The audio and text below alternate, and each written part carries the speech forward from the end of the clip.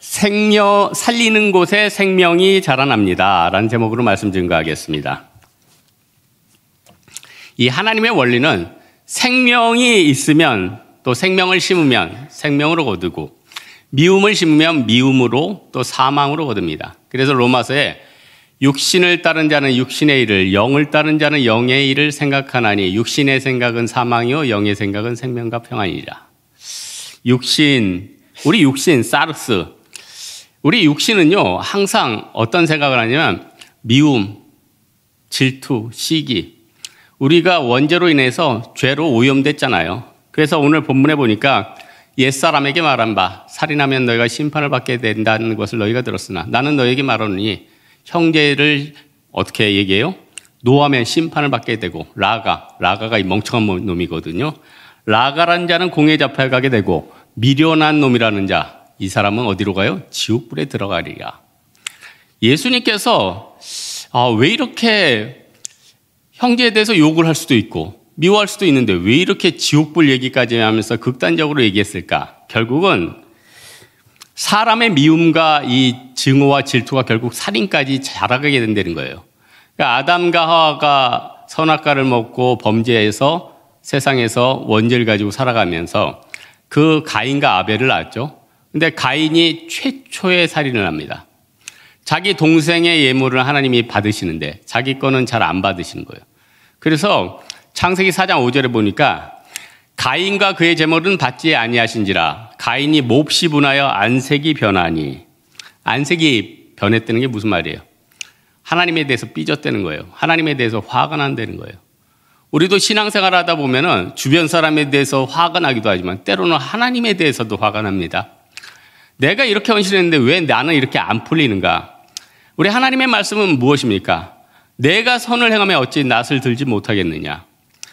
우리 예수님께서는 또 우리 하나님께서는 공의로우신 분 아닙니까? 그런데 우리는 그 공의로움을 참지 못하고 뭐라고 해요? 가인이 아벨을 들에서 쳐 죽였다고 그래요. 여러분, 우리의 마음, 이 근원, 우리 세상에서는 내가 누구를 죽이고 싶다고 해도 법적인 문제가 없어요. 아니, 그건 마음으로 한 거 아니에요? 행동으로 안 옮긴 거 아니에요? 어떤 죽어가려는 사람들 안 도와주면 법률적인 용어로 미필적 고의 이 정도까지는 해서 조금 벌금 맞고 그럴 수는 있겠죠. 그러나 적극적으로 칼로 내리치거나 주먹으로 치지 않으면 이 사회에서는 그거에 대해서 처벌을 받지 않습니다. 그러나 예수님께서는 그 마음을, 그 분노를 살인의 근원으로 그걸 큰 죄로 여기신다는 거예요. 세상 법과 하나님의 나라의 법을 이 농도가 달라요. 그래서 예수님께서 또 어떤 얘기를 하십니까? 또 간음하라 하지 말라는 말을 너희가 들었거니와 나는 너희에게 이르노니 음욕을 품고 여자를 보는 자마다 마음에 이미 간음하였느니라. 만일 내 오른 눈이 너희로 범죄하거든 뼈내버리라. 내 백체 중 온몸이 지옥에 던지우지 않는 것이 유익하리라. 만일 내 오른손이 너로 범죄하거든 찍어내버리라. 내 백체 중 하나가 없어지고 온몸이 지옥에 던지우지 않는 것이 나으리라. 예수님께서는 이 마음에 대해서 이렇게 그토록 얘기한다는 거예요. 악한 마귀는요, 우리가 세상을 살면서 도대체 참을 수 없는 일들이 너무 많지 않습니까? 아니, 여러분이 꼭 못돼서 누굴 미워해요? 악인들이 괜히 여러분을 미워하잖아요. 괜히 여러분을 때리잖아요. 아니, 괜히 미워하고 괜히 짜증나게 하니까 여러분도 화나는 거 아니에요? 여러분은 그냥 평화롭게 살고 싶지 않나요? 여러분 그냥 세상에서 주어진 일 묵묵히 하고 싶잖아요. 그런데 악인들이 여러분을 괴롭히는 거 아니에요?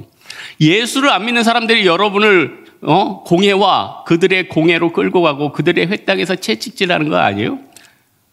그러니까 화가 나니까 여러분 어떻게 못 참겠는 거 아니에요? 근데 우리 고린도전서 13장의 사랑장에 보면은 사랑의 가장 큰 속성이 뭐예요?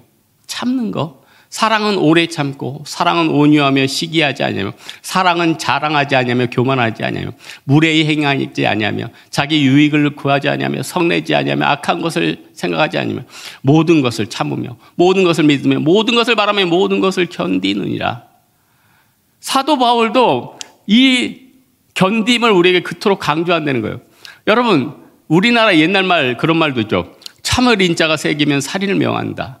옛날 사람들도 다 그런 거에 경험했으니까 그런 말이 나온 거 아니에요? 여러분, 예수님이 우리에게 왜 이렇게 어려운 짐을 산상수훈을 통해서 맨날 주실까 답답할 때가 있죠. 그러나 예수님께서는 우리의 그런 간고, 질고 이런 걸 다 겪었어요. 예수님 멸시 충분히 당하세요. 그는 멸시를 받아 사람들에게 버림받았었고 간고를 많이 겪었고, 가난한 고통이죠. 질고를 앓는 자라, 질병의 고통. 마치 사람들이 그에게서 얼굴을 가리우도 그를 멸시하고 우리도 그를 귀히 여기지 아니하였도다. 그는 곤욕과 심문을 당하여 끌려갔으나 그 세대 중에 누가 생각하기를 그가 살아있는 자들의 땅에서 끊어지면 마땅히 형벌받을 내 백성의 죄악 때문이라 하시리요. 그는 강포를 행하지 아니하고 그 입에 거짓이 없었으나 그의 무덤이 악인들과 함께 있었고 그가 부자와 함께 있었도다. 그때 부자와 함께 있었다는 그가 그토록 간고 멸시 천대를 받으니까 그 공예 회원 중에 부자 하나가 예수님의 묘를 사가지고 잘 장사를 해줬다는 거예요. 우리 예수님께서는 이토록 자신이 질고를 당하시고 간고를 당하시고 친히 멸시를 당하셨기 때문에 그냥 너희도 참으라 이거예요. 내가 고난을 받고 내가 환난을 받고 내가 고통을 받았으니 너희도 고통을 받고 너희도 환난을 받으라 이거예요. 그래서 우리 산상수훈 뒤쪽에 산상수훈이 끝나고 나서 또 예수님이 또 설교하실 때 어떤 얘기를 하십니까? 종이 상전보다 제자가 스승보다 높지 못하나니 종이 상전 같고 스승이 제자 같으면 족하도다. 집주인을 바알세불이라 하였거든 하물며 너일까 보냐. 이게 어떤 말씀입니까? 집주인이 상전보다 높지 못하고 제자가 선생보다 높지 못한데 이 예수인 나도 바알세불 귀신의 왕이라고 욕하는데 하물며 너일까 보냐. 나도 멸시와 고난을 당하는데 너희들은 왜 멸시와 고난을 안 당하겠냐는 거예요. 칼빈은 종교개혁을 하면서 얼마나 많은 욕을 먹었겠습니까? 제네바에서 종교개혁을 하면서 얼마나 욕을 많이 먹었겠어요. 그때 칼빈이 죽으면서 어떤 얘기를 했어요. 장차 우리에게 나타날 영광은 현재의 고난과 좋게 비교할 수 없도다.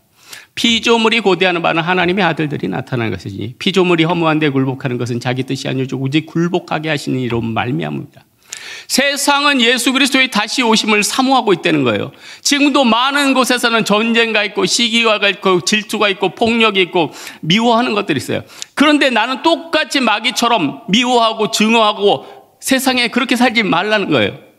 바리새인들이 처음에는 예수님께서 중풍병자를 사람들이 데려오니까 그 사람의 믿음 보고 예수님이 어떤 얘기를 해요? 이 작은 자야 내 믿음이 내가 죄 사함을 받았느니라. 그때 어떤 서기관들이 이렇게 말해요. 이 사람이 신성을 모독하도다. 예수님께서 그 악한 생각을 하시고 사람이 일어나 걸어가 내 침상을 가라 하신 말과 내 죄 사함을 받았느니라 하면 어느 말이 쉽겠느냐. 그러나 인자로 하여금 하나님이 사람에게 죄 사함의 권세가 있는지 알게 하렵니다. 이에 일어나 내 침상을 들고 걸어가라니 그가 일어나서 집으로 돌아가니라. 예수님께서는 이 바리새인의 마음을 아셨다는 거예요. 그 사람들이 예수님 옆에 처음에는 신성을 모독하다. 나중에 어떤 얘기합니까? 예수를 죽이려 하니라. 처음에는 예수에 대한 시기 질투였어요. 미움이었어요. 나중에는요 폭력이요. 그 다음엔 살인이에요. 여러분 미워하는 사람이 힘들겠습니까? 미움을 받는 사람이 힘들겠습니까? 여러분 다 미워해 보셨잖아요. 아유 저놈 마음에 안 들어. 저놈 죽여야 돼. 죽여야 돼. 그럼 여러분 잠을 못 자요. 미움받는 사람들은 누가 욕하든지 하도 많이 욕하니까 누가 나 욕하나? 귀만 좀 가려. 그러나 미워하는 사람들은 마음에 시기 질투 미움이 가득하니까 자기가 자기를 죽이고 있는 거예요. 그래서 어떻게 해요? 자기의 마음이 너덜너덜해지는 거예요. 여러분 예수님께서 어떤 얘기를 합니까? 마음으로 그들 살리려는 거 아니에요. 여러분 저는 예수님의 12제자들 예수님께서 이제 나중에 12제자를 불러요. 예수께서 그들의 사람들을 제자들을 세우사 그러니까 베드로라는 시몬과 안드레 그리고 세베대의 아들 야고보와 요한 그러니까 빌립과 바돌로메 도마와 세리마테 또 알페오의 아들 야고보와 다데오 또 가나나인 시몬 유다 곧 예수를 판 자라. 이 12명을 부른다면 어떻게 얘기해요? 그들에게 더러운 귀신을 쫓아내고 사람들의 모든 병과 모든 약한 것을 고치는 권능을 주셔요. 그게 메시아적인 사역이죠. 그러나 그 중에서 제자들을 가장 괴롭힌 게 누구였겠어요? 아니 제자들을 가장 괴롭히는 게 누구였겠냐고. 예수님이 제자들을 괴롭혔겠어요? 이 제자들 11명을 들들 볶고 힘들게 한 건 가론 유다예요. 가룟 유다가 시시껄껄 예수님의 헌금순을 가지고 예수님도 참견하네. 이 헌금을 가난한 사람들에게 나눠주면 좋았을 것을 이것을 어찌하여 이 여인이 낭비하게 하시나이까. 가룟 유다는 사사건건, 그 사람의 목적은 돈이니까. 여러분, 소피스트라고 있죠. 아테네의 말쟁이라고 해요. 이 사람에 대한 평가는 여러 가지가 있지만 어쨌든 뭐예요? 예수님은 생명을 살리길 원하는데 그들의 목적은 생명을 살리는 게 아니라 자기의 권세와 자기의 역량을 강화시키는 거예요. 그래서 예수님께서 독사의 자식들아, 바리새인들아, 이런 얘기를 하는 거 아니야. 여러분, 우리 중에 누가 남을 비판 안 하는 사람이 어디 있습니까? 여기 여러분도 지금도 남을 비판하고 있잖아요. 어떤 사람의 연약함을 보고 있지 않습니까? 예수님은 어떤 얘기를 하십니까? 비판을 받지 않아도 비판하지 말라. 너희의 비판하는 그 비판으로 너희가 비판을 받을 것이요, 너희의 헤아리는 그 헤아림으로 너희가 헤아림을 받으니 어찌하여 내 형제의 눈 속에 티를 보면 내 눈 속에 들보를 깨닫지 못하냐. 보라, 내 눈 속에 들보가 있는데 어찌 내 형제에게 말하고 나로 내 눈 속에 티를 빼라 하겠느냐. 외식하는 자여, 먼저 내 눈 속에 들보를 빼어라. 그리고 난 후 밝혀보고 내 눈 속에 티를 빼리라. 거룩한 것을 얘기해 주지 말고 너희 진주를 돼지 앞에 들지지 말라. 그들이 그것을 발로 밟고 돌이켜 찢어 너희를 상하게 할까 염려하라. 예수님께서 우리에게 눈을 강조하시는 것이 무엇입니까? 너희의 마음에 살인의 마음과 미움의 마음과 증오의 마음을 빼어버리는 거예요. 그렇지 않으면 네가 죽는다는 거예요. 우리가 지금 이미 도끼가 나무에 뿌리 보이면 나무의 뿌리에 놓였으니 좋은 열매를 맺지 않은 나만마다 직접 불에 던지우리라. 나는 물론 너에게 회개케 하게 왔으나 그는 나보다 능력이 많으시니 나는 그의 신을 들기도 감당하지 못하겠노라. 그는 성령과 불로 너에게 세례를 베풀 것이요 손에 키를 들고 자기의 타장마당을 용해하사 알곡은 곳간에 먹이고 쭉정이는 꺼지지 않는 불에 태우시리라.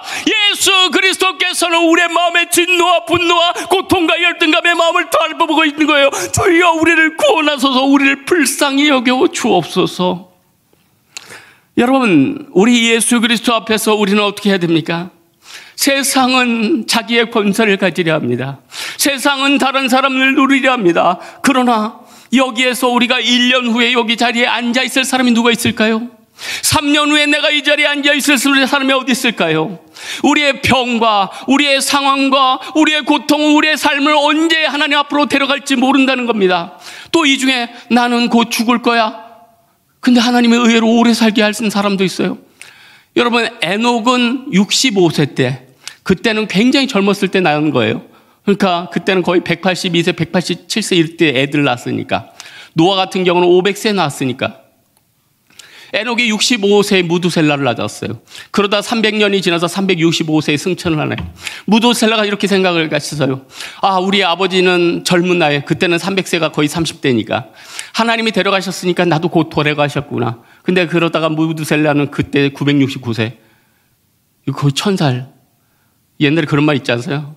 뭐 동방박사 뭐 이런 거 오래 살았다는 거예요. 그러나 하나님의 어떤 사람은 짧게 살다 돌아갈 수도 있고 어떤 사람은 길게 살아갈 수 있어요. 그런데 이 세상을 살면서 왜 우리는 다른 사람을 미워해야 되는 겁니까? 왜 우리는 십자가의 원수가 돼야 되는 거예요? 왜 우리는 똑같이 마귀들처럼 행동해야 되는 거냐는 거예요. 우리 마음 가운데 그 마음을 빼내야 된다는 거예요. 이 세상은 지금도 많은 전쟁입니다. 직장이 전쟁이고요, 교회가 전쟁이고요, 세상이 전쟁이고요, 실질적으로 육체적인 폭력과 말의 비난과 여러 가지들이 있다는 거예요. 그래서 세르비아의 속담 유명한 거 있죠.